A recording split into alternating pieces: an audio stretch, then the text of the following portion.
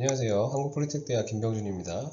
오늘은 P&ID 관련돼서 파이핑에 대해서 같이 한번 학습해 보도록 하겠습니다. 자, 오늘의 주제는 그 P&ID에 있는 파이핑에 관련된 내용을 한번 비교를 한번 해보고, 이 비교는 여러분들 알다시피 이제 저희 설치되어 있는 공장과 실제 공장과 도면과의 비교를 말하는 거기 때문에 현장에서 어떤 배관이 어떤 식으로 이루어져 있고 어떤 식으로 연결이 되어 있는지를 학습해 보는 시간입니다. 자, 여러분들이 지금 슬라이드에서 보시는 것처럼 다양한 배관들이 설치되어 있습니다.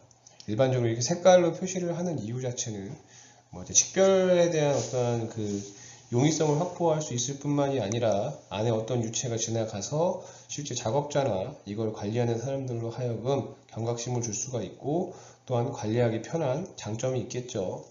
근데 이제 이런 배관들이 이렇게 되게 복잡하게 연결이 되어 있는 상황에서 이걸 적절하게 유지하고 관리할 뿐만 아니라 안에서 어떤 유체가 어떤 온도로 어떤 압력으로 흘러가는지 등등에 대한 것도 파악을 해야 되는데, 그 역할을 하는 게 바로 P&ID입니다.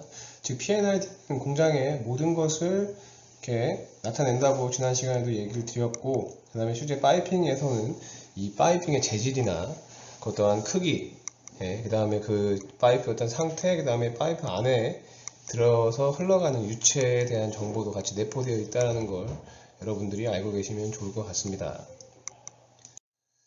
파이핑에 관련된 심벌 레전드입니다. 여러분들 이제 지금 이 보시는 것처럼 어떤 P&ID든 동일하진 않습니다. 지난 시간과 같이 항상 P&ID를 보실 때는 레전드를 확인을 하셔야 될 거고요.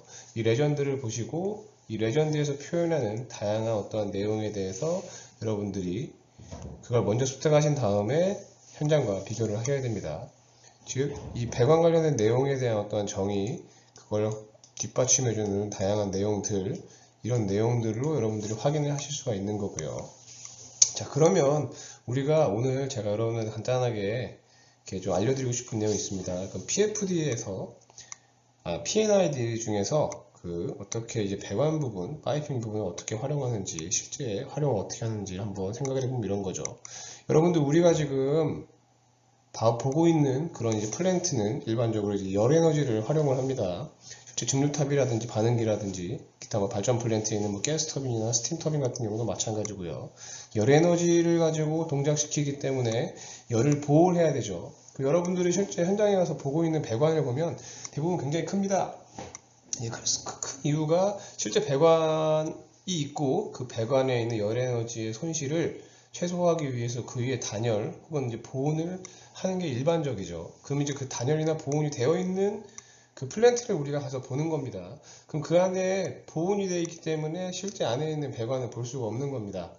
볼 수가 없기 때문에 안에 있는 배관의 크기는 얼마인지, 배관의 재질은 무엇인지 등등에 대해서 우리가 알 수가 없다는 얘기죠.